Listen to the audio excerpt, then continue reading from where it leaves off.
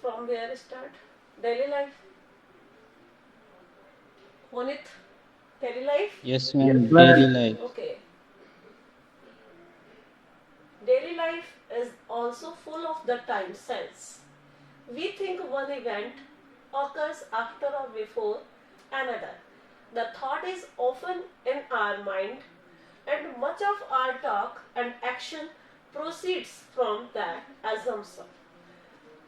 Now the author wants to describe about time. Okay? Time sense. This part is very necessary in our daily life.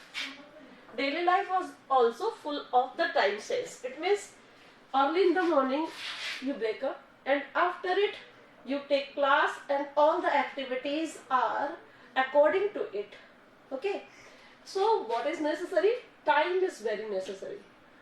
In morning hour we prefer to go to school and read chapters and everything, and in evening hours we prefer to take rest, and at night we want to sleep.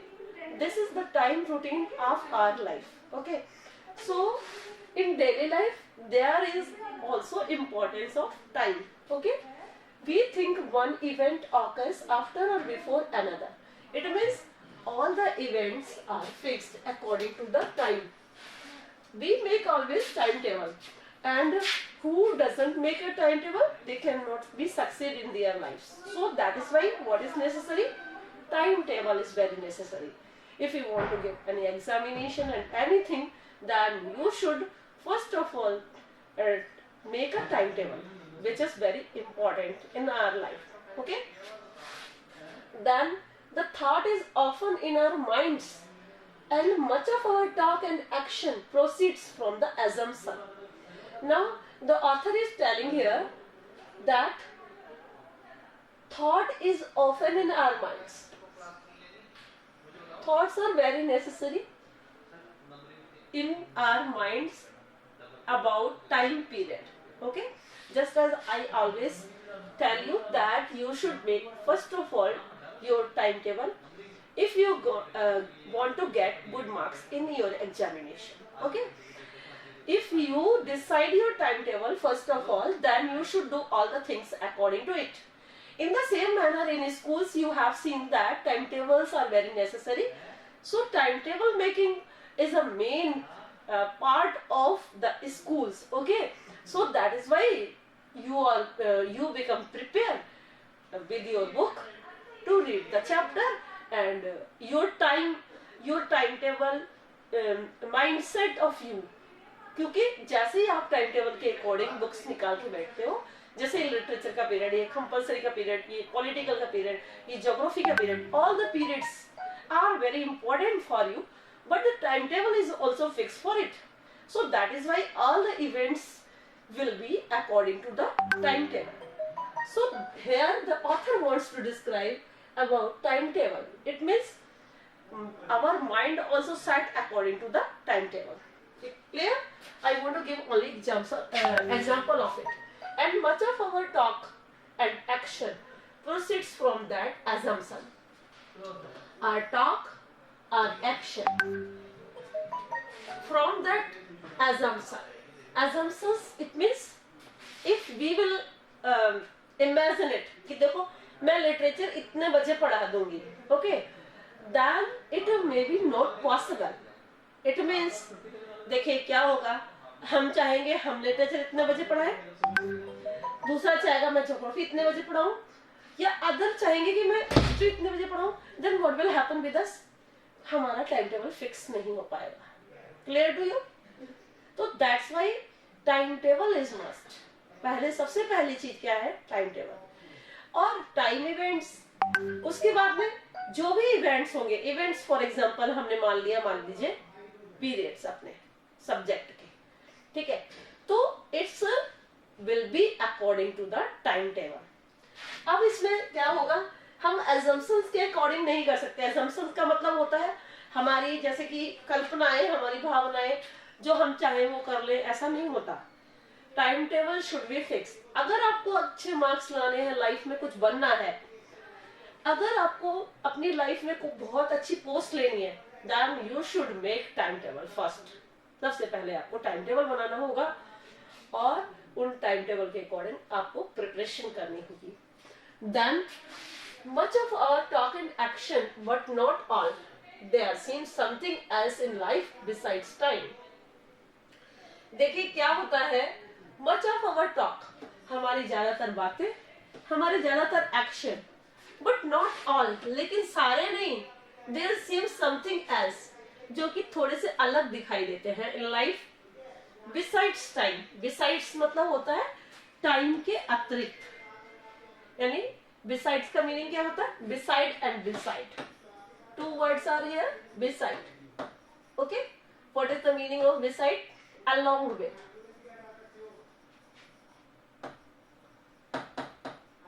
और besides it means, इसमें s लग गया, besides का मतलब except. Accept it मतलब होता है इसको छोड़कर, तो इसके अलावा या इसको छोड़कर, बिसाइड्स टाइम समथिंग विच में कन्वीनियंटली बी कॉल्ड वैल्यू,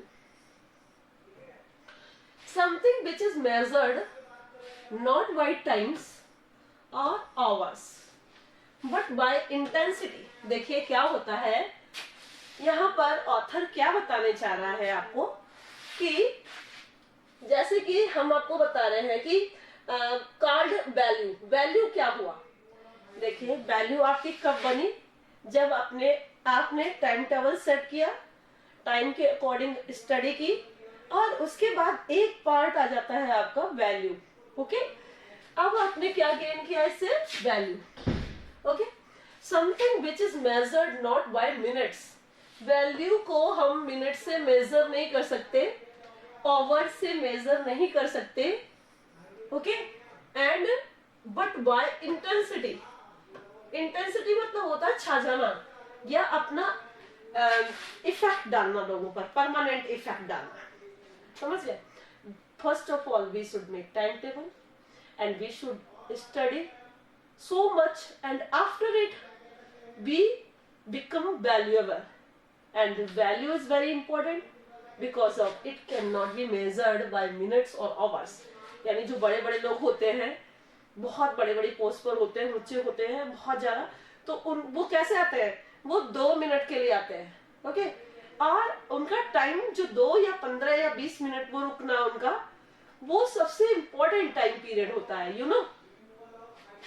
अब ये क्या हुआ उनका, ये उनका इफेक्ट हुआ। इंटेंसिटी का मतलब छा जाना भी होता है और इफेक्ट भी है, यहाँ पर हम इसका मीनिंग निकाल रहे हैं इफेक्ट। तो उन पर्सनालिटीज का इफेक्ट कॉमन पीपल पर इतना ज्यादा होता है कि हम उनकी वैल्यू को मेजर नहीं कर सकते।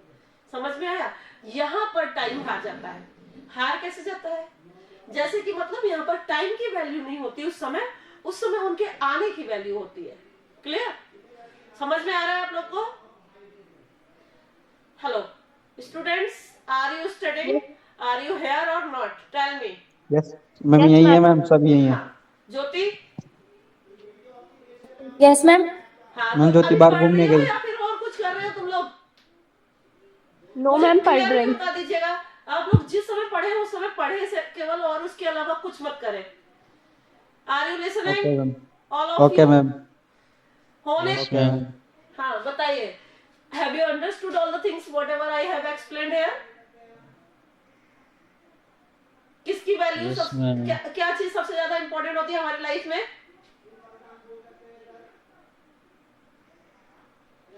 Time sense. टाइम। उसके बाद टाइम के बाद क्या होता है हमारा, टाइम के बाद कौन सा फैक्टर आता है, वैल्यू। वैल्यू कब बढ़ेगी, जब हम पूरा टाइम स्टडी में लगाएंगे। उसके बाद हमारी इंपॉर्टेंस बढ़ेगी, वैल्यू बढ़ेगी, और फिर हमारे आवर्स जो है वो हमारी वैल्यू पर इफेक्ट डालेंगे। स्टडी आवर्स के बाद हमारी वैल्यू बढ़ जाएगी, और उसके बाद हमारा परमानेंट इफेक्ट पड़ जाएगा हमारी पर्सनालिटी का। Clear to you? Yes, ma'am. Next, so that when we look at our past, it does not stretch back evenly but piles up into a few pinnacles, and when we look at the future it seems sometimes a wall. देखिए, अब author क्या कहना चाह रहा है, we will see here, जब हमारी intensity बढ़ जाएगी, हमारा इफेक्ट बढ़ जाएगा, so that when we look at our past, जब हम अपने पास्ट की तरफ देखेंगे, it does not stretch back, इसको हम क्या नहीं कर सकते, पीछे नहीं ला सकते। जो मैं अभी आपको हम लोग कहते हैं you should study very hard, then if you follow it, तो आप पीछे तरफ देखोगे तो परेशान नहीं होगे। तुमको ये पता है हमारे ये चैप्टर्स है, हमने इतना गेन कर लिया, हमको इतना सारा समझ में आ गया, हमें हमारी वर्ड पावर इतनी बढ़ गई लिटरेचर के अंदर कि 12th हमारे लिए भारी नहीं रहेगा। और जो 11th में नहीं पढ़ रहे हैं, अगर वो चाहते हैं कि 12th में उनके बहुत अच्छे मार्क्स आ जाए, इट इज इम्पॉसिबल, क्योंकि 11th का बेस होता है। 11th के बेस का मतलब होता है इसमें हार्ड वर्ड मीनिंग्स होते हैं, इसकी बहुत सारी ऐसी चीजें होती हैं जो कि आप उनको 12th में भी गेन कर लेते हो। तो जो यहाँ पढ़ लेगा 11th में, he can do very well in 12th, समझ गए? तो यही कहा जा रहा है कि जब कभी हम पास्ट की तरफ देखते हैं, it does not stretch back, इसको हम वापस नहीं खींच पाते। जो चीजें हमने आज नहीं पढ़ी है ना, वो हम कल चाहे कि 11th की बुक भी पढ़ लें और 12th की भी, तो it is impossible. Evenly what piles up into a few pinnacles, and when we look at the future it seems sometimes a ball।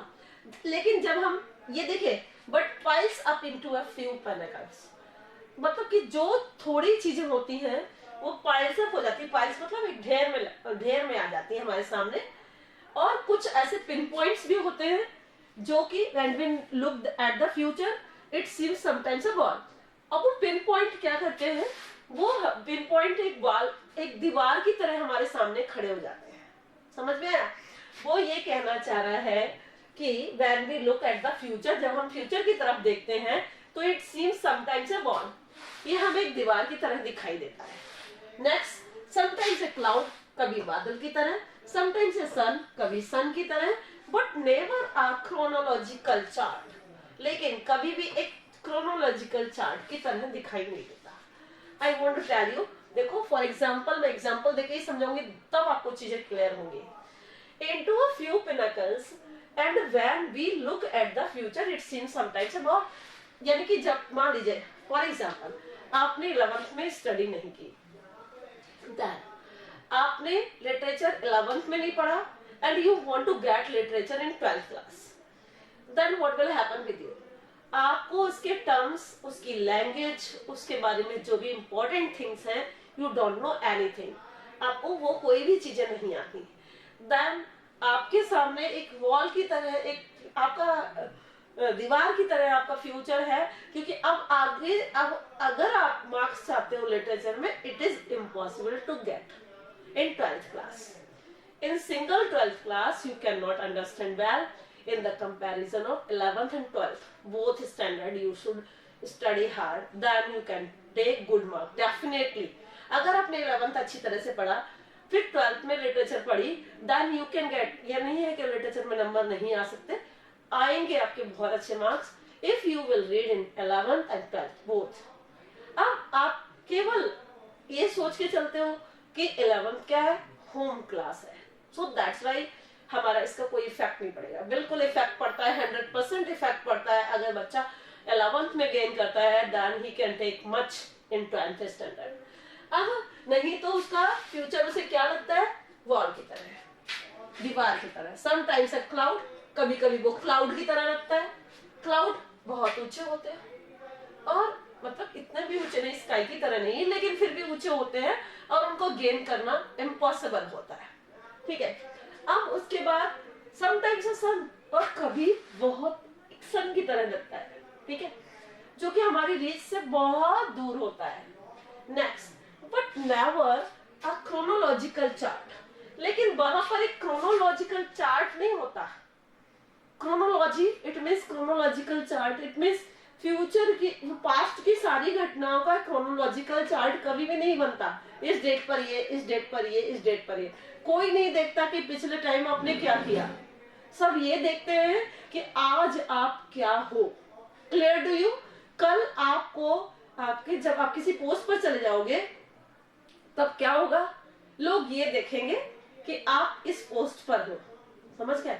ये नहीं देखेंगे लोग कि आपने कितनी पढ़ाई की थी और कब नहीं की थी। अच्छा, अगर आप कुछ नहीं, आपने मान लीजिए आपने कहीं कोई कसर छोड़ दी पढ़ाई में और उसके बाद आपको कुछ प्राप्त नहीं हुआ, देन लोग ये देखेंगे कि आप इतने सालों से पढ़ाई कर रहे हो लेकिन यू हैवंट एनी जॉब। समझ गए? तो देन क्या, तब क्या होगा, ये कोई क्रोनोलॉजिकल चार्ट नहीं देखता कि आपने पूरी लाइफ में क्या किया था। Everybody see your post, everybody see your value. Okay, तो वो वैल्यू बनाने के लिए हमें कितने प्रयास करने होते हैं, दिस इज इम्पोर्टेंट। और you have time to do it. अब तुम्हारा टाइम है और तुम्हें करने के लिए प्रयास करने होंगे और तुम्हारे टाइम टेबल को सेट करना होगा और हार्ड वर्किंग करनी होगी, अपनी वैल्यू बनानी होगी, फिर तुम्हारा फ्यूचर सिक्योर हो जाएगा। That's it. Neither memory nor anticipation is much interested in father time, and all dreamers, artists, neither memory nor anticipation is much interested in father time, and all dreamers, artists, and lovers are partly delivered from his tyranny. He can kill them, but he cannot secure their attention. And at the very moment of doom, when the clock collected in the tower its strength and struck, they may be looking the other way. So daily life, whatever it may be really, is practically composed of two lives: the life in time and the life by values. And our conduct reveals a double elegance. I only saw her for 5 minutes, but it was worth it.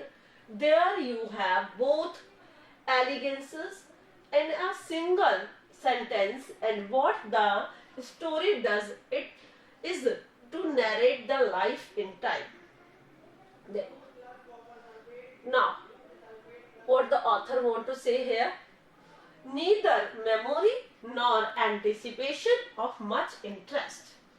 देखिए, father के time में यहाँ पर ये बताना चाह रहा है, अगर स्टोरी है मान लीजिए किसी की, कि जो पास्ट टाइम था आपके फादर या मेरे फादर के टाइम पर, मैं अपने फादर की बात करूं तो neither memory nor anticipation is much interested in father time. And all dreamers, जितने भी सपने देखने वाले, artists and lovers are partially delivered from his tyranny. यानी कि देखिए, कहीं ना कहीं पर कोई ना कोई पर्सनली, कहीं ना कहीं पर पार्टली में थोड़ा बहुत प्रभावित था अपने फादर के टायरानिकल बिहेवियर से। यानी कि उस टाइम पे कैसा बिहेवियर था, टायरानिकल, हाँ ये करना है ये नहीं करना है, इस तरीके का बिहेवियर किया जाता था। Clear? Tyrannical behaviour. He can kill them but he can not secure their attention. वो बहुत से जमाने में ऐसे होता, कुछ गलत किया बच्चे ने, कई टाइम पे, बहुत समय की बात है, लोग मार दिया करते थे। अब तो ऐसा कुछ भी नहीं होता। किसी बात पे बहुत जिद्दी और बहुत सनकी लोग हुआ करते थे तो किल भी कर देते थे। अच्छा, लेकिन but he can not secure their attention, लेकिन उनका अटेंशन उन्हें नहीं मिलता था। And at the very moment of doom, और जब वो मोमेंट आता था, डूम का मतलब विनाश का, when the clock collected in the tower its strength and struck, और जब क्लॉक जो है collected in the tower, tower, clock tower नहीं होता है, उस टावर के अंदर जब उनका कलेक्शन होता था, इट्स स्ट्रेंथ एंड स्ट्रक, इसकी स्ट्रेंथ देखी जाती थी, and they may be looking the other way, और वो किसी और तरीके से उसको देखते थे. So daily life whatever it may be real, चाहे डेली लाइफ कैसी भी हो, it may be really is practically composed of two lifes. ये टू लाइफ से कंपोज्ड होती है. कैसे? पहली लाइफ क्या होती है? The life of in time and the life by values. देखिए वैल्यू और टाइम दोनों का इंटरलिंक्ड है एक दूसरे से. जब टाइम पॉजिटिव थिंग्स में जाएगा तो हमारी वैल्यू बढ़ जाएगी. समझ में आया? और वो हमारे लिए बहुत बेनिफिशियल होगा. एंड आवर कंडक्ट और हमारा behaviour reveals a double allegiance. Reveals a double allegiance it means अगर हमने टाइम पे किया है, हमारी वैल्यू इंक्रीज हुई है, देन हमारा कंडक्ट बिहेवियर डबल एलिगेंस में होगा. इट मींस डबल इंपॉर्टेंस में होगा और डबल इंपॉर्टेंस हमारी बन जाएगी. ओके कब? जब हम दोनों का महत्व जानेंगे, इंपॉर्टेंस जानेंगे, और हमारा कंडक्ट, हमारा बिहेवियर जो है अप टू डेट होगा, मतलब बहुत अच्छा होगा. आई ओनली सा हर फॉर 5 मिनट्स. हमने केवल उसे 5 मिनट्स तक देखा, but it was worth it. लेकिन ये उसकी क्या थी? क्वालिटी थी.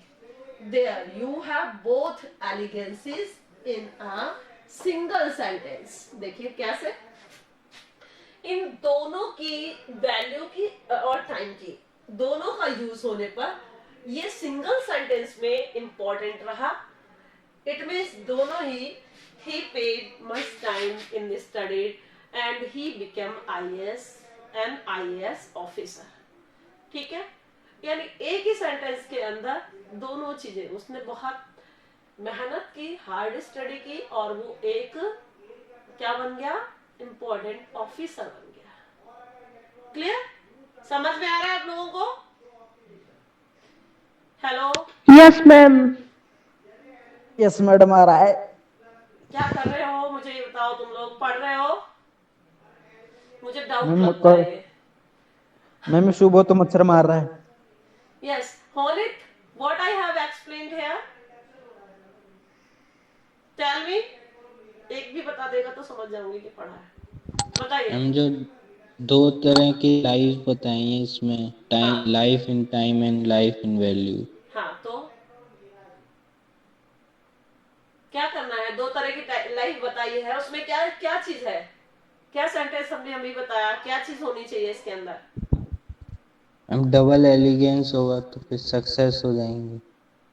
हाँ, तो फिर क्या होगा? मतलब टाइम और किसकी इंपॉर्टेंस देखनी है? वैल्यू. दोनों चीजों को मिक्स करेंगे तो हम डबल एलिगेंस हो जाएंगे. Then and what that story does it narrate the life in time. अब और जो हमारी and what the story does it narrate, और हमारी लाइफ की जो स्टोरी होगी वो लाइफ एंड टाइम होगी, और उसके अलावा भी हमें पर्टिकुलरली इंपॉर्टेंस हमें मिल जाएगी. And what the entire novel does if it is a good novel. ये क्या करती है? अगर एक अच्छी नॉवेल होती है तो and what the entire novel does if it is a good novel is to include the life by values. क्या करती है ये? इंक्लूड, लाइफ में वैल्यू को इंक्लूड करती है. ठीक है,